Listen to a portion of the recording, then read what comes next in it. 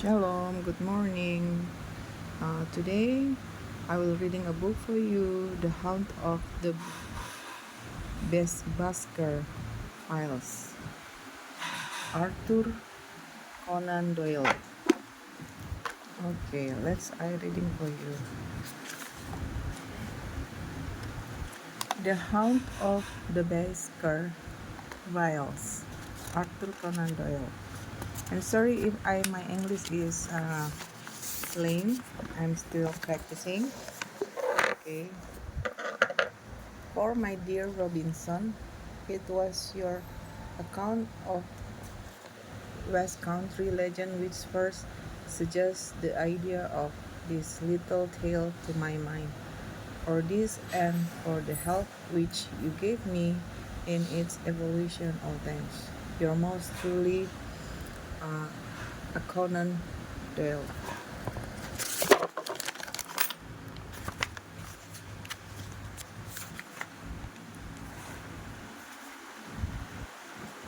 Chapter 1. Mr. Sherlock Holmes. Mr. Sherlock Holmes, who was usually very late in the mornings, save upon those not infrequent occasions when he was up all night, was seated at the breakfast table. I stood upon the hearthrug and picked up the stick which our visitor had left behind him the night before. It was a fine, thick piece of wood, bulbous headed, of the sort which is known as a penang lawyer. Just under the head was a broad silver band, nearly an inch across, to James Mortimer, MRCS, from his friend of each CCH, was engraved upon it, with the date 1884. It was just such a stick as the old-fashioned family practitioner used to carry, dignified, solid, and reassuring. Well, Watson, what do you make of it? Holmes was sitting with his back to me, and I had given him no sign of my occupation. How did you know what I was doing? I believe you have eyes in the back of your head. I have at least a well-polished silver plate coffee pot in front of me, said he. But tell me, Watson, what do you make of your visitor Steve?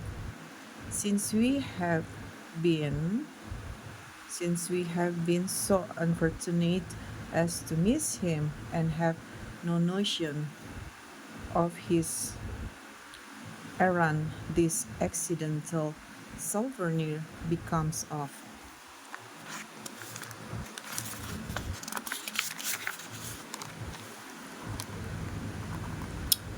Important. Let me hear your reconstruct the man by an examination of it. I think, said I, following as far as I could the methods of my companion, that Mr. Mortimer is a successful, elderly medical man, well esteemed, since those who know him give him this mark of their appreciation. Good, said Holmes. Excellent. I think also that the probability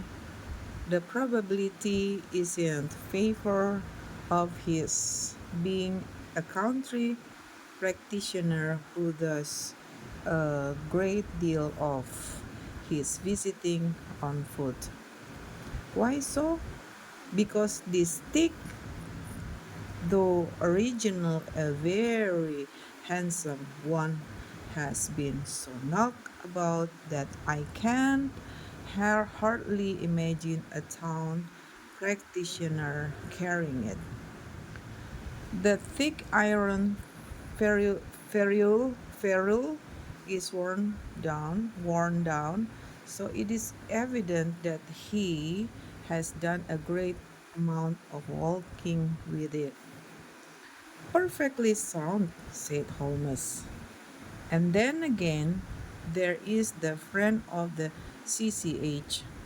I should guess that to be the something hunt, the local hunt to whose members he has possibly given some surgical assistance and which has made him a small presentation in return. Really, Watson, you excel yourself, said Holmes, pushing back his chair and lighting a cigarette. I am bound to say that in all the accounts have which you have been so good as to give of my own small achievements, you have habitually underrated your own abilities. It may be that you are not yourself luminous, but you are a conductor of light. Some people, without possessing genius, have a remarkable power of stimulating it. I confess, my dear fellow, that I am very much in your debt. He had never said as much before, and I must admit that his words give me keen pleasure, for I had often been piqued by his indifference to my admiration and to the attempts which I had made to give publicity to his methods. I was proud too to think that I had so far mastered his system as to apply it in a way which earned his approval.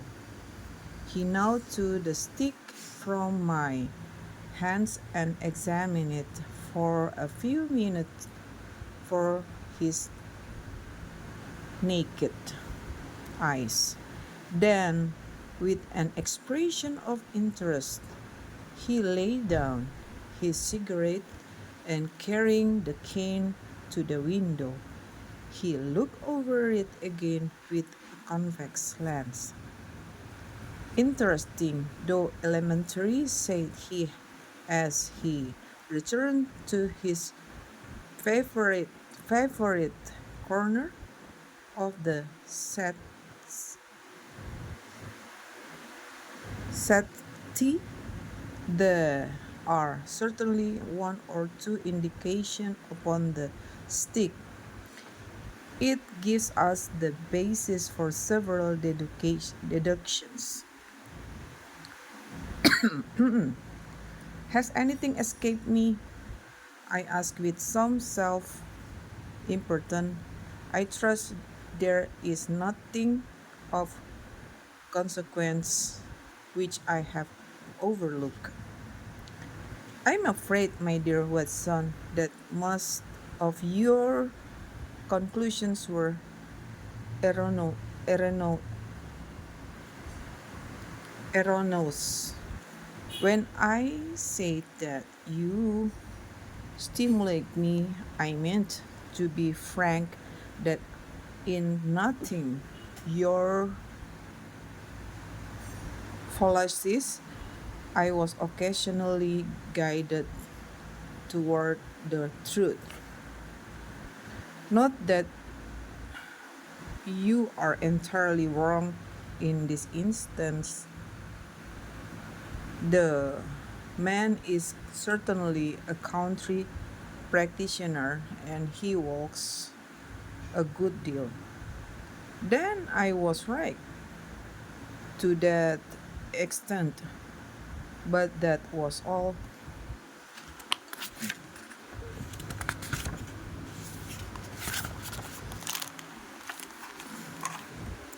No, no, my dear Redson, not at all. Not all. By no means all. I would suggest, for example, that a presentation to a doctor is more likely to come from a hospital than from a hunt, and that when the initial CC are placed before the hospital, the words Charing Cross very naturally suggest themselves. You may be right. The probability lies in that direction, and if we take this as working hypothesis, we have a fresh basis from which to start our construction of this unknown visitor. Well, then, supposing that CCH does stand for Charing Cross Hospital, what further inferences may we draw? Do none suggest themselves?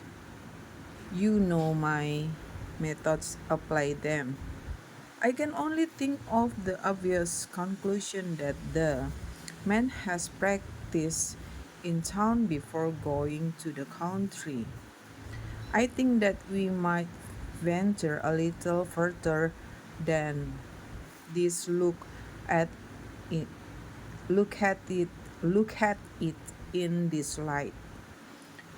On what occasion would it be most probable that such a presentation would be made? When would his friend unite to give him a pledge of their goodwill? Obviously, at the moment when Dr. Mortimer withdrew from the service of the hospital in order to start a practice for himself. We know there has been a presentation. We believe there has been a change from a town hospital to a country practice. Is it then stretching our inference too far to say that the presentation was on the occasion of the change? It it certainly seemed probable. Now you will observe that he could not have been on the staff of the hospital, since only a man well established in a London practice could hold such a position, and such a one would not drift into the country. What was he then? If he was in the hospital and yet not on that staff, he could only have been a house surgeon or physician, little more than a senior student, and he left 5 years ago, the date in on the stick. So your grave middle-aged family practitioner vanishes into thin air.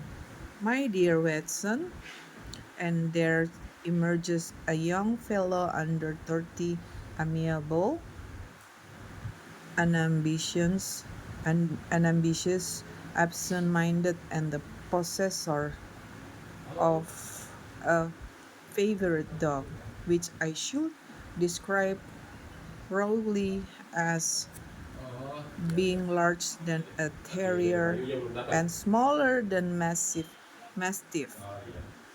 I laughed incredulously as Sherlock Holmes leaned back in his settee and blew little wavering rings of smoke up to the ceiling.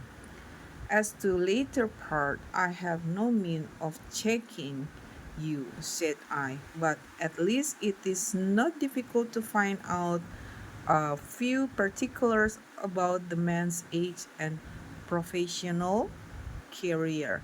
From my small medical shell,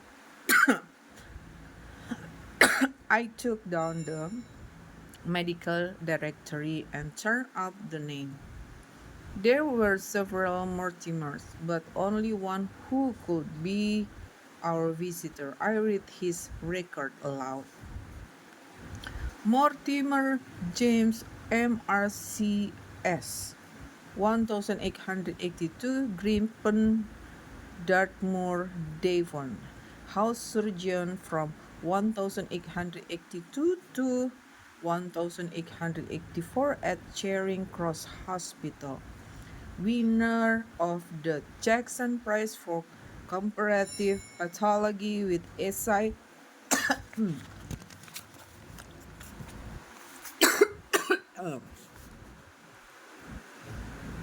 entitled Is Disease a Reversion?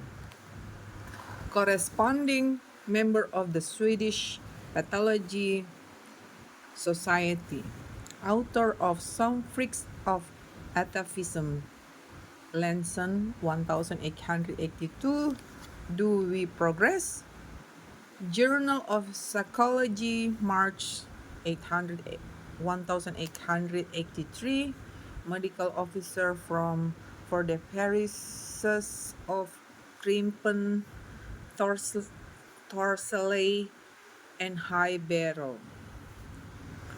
No mention of that local hunt, Watson, said Holmes with a mischievous smile. But a country doctor, as you very astutely observe, I think that I am fairly justified in my inferences. As to the adjective, I said, if I remember right, amiable, unambitious, and absent minded. It is my experience that it is only a amiable man in this world who receives testimonials. Only an ambitious one who abandons a London career for the country, and only an absent minded one who leaves his stick and not his visiting cards after waiting an hour in your room. And the dog has been in the habit of carrying the stick behind his master. Being a heavy stick, the dog has held it tightly by the middle, and the marks of his teeth and are very plainly visible. The dog's jaws, as shown in the space between the marks, is too broad, in my opinion, for terrier and not broad enough for a mastiff. It may have been, yes, by Jove. It is haired spaniel. He has risen and paced the room as he spoke. Now he hailed in recess of the window. There was such a ring of conviction in his voice that I glanced up in surprise. My dear fellow, how can you possibly be so sure of that? For the very simple reason that I see the dog himself on our very doorstep, and there is the ring of its owner. Don't move, I beg you, Watson. He is professional brother of yours, and your presence may be of assistance to me. Now is the dramatic moment of hate. Watson, when you hear a step upon the stair which is walking into your life and you know not whether for good or ill. What does Dr. James Mortimer, then the man of science, ask of Sherlock Holmes, the specialist in the crime? Come in, come in. The appearance of our visitor was a surprise to me, since I had expected a typical country practitioner.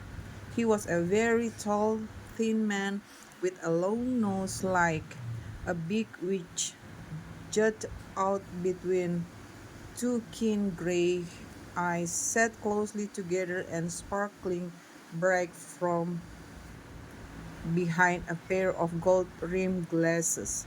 He was clad in a professional but rather slovenly, slovenly fashion, for his frock coat was dingy, and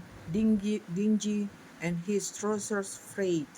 Though young, his long back was already bowed, and he walked with a forward thrust of his head and a general air of peering benevolence.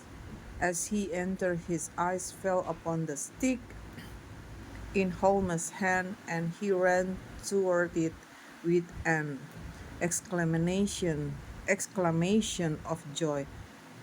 "I am so very glad," said he. "I was not sure whether I had left it here or in the shipping office. I will not lose the stick for the world." "A presentation, I see," said Holmes. "Yes, sir, from Charing Cross Hospital."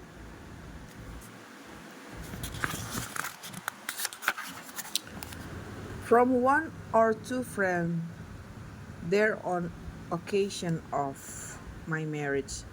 "Dear, dear, that's bad," said Holmes, shaking his head. Dr. Mortimer blinked through his glasses in mild astonishment. "Why was it bad?" "Only that you have disarranged our little deductions.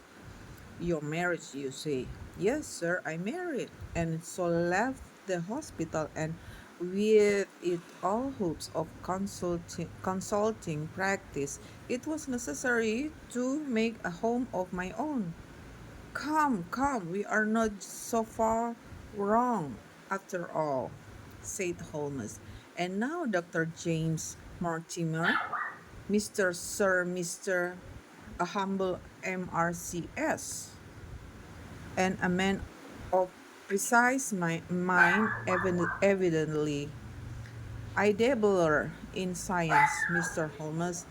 I pick her up off shells on the shores of the great unknown ocean.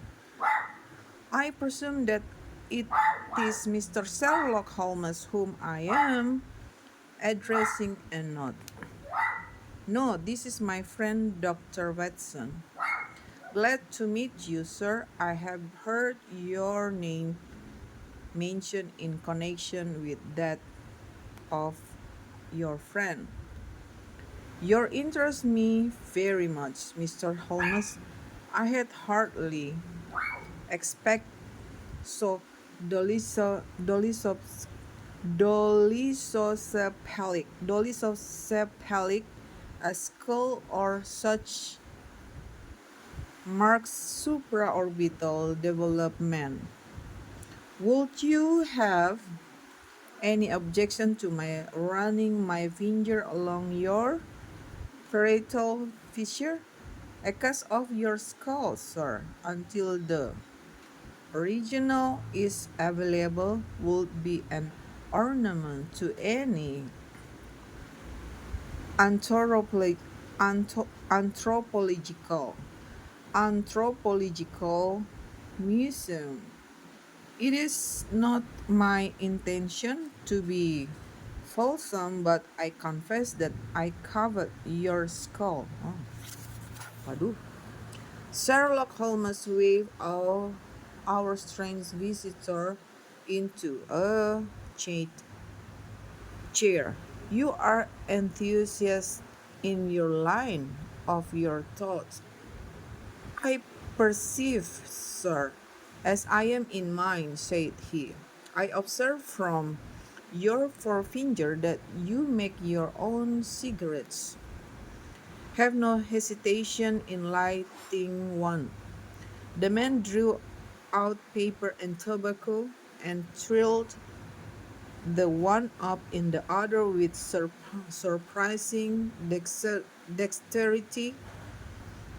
He had long, quivering fingers as agile and restless as the antennae, antennae of an insect.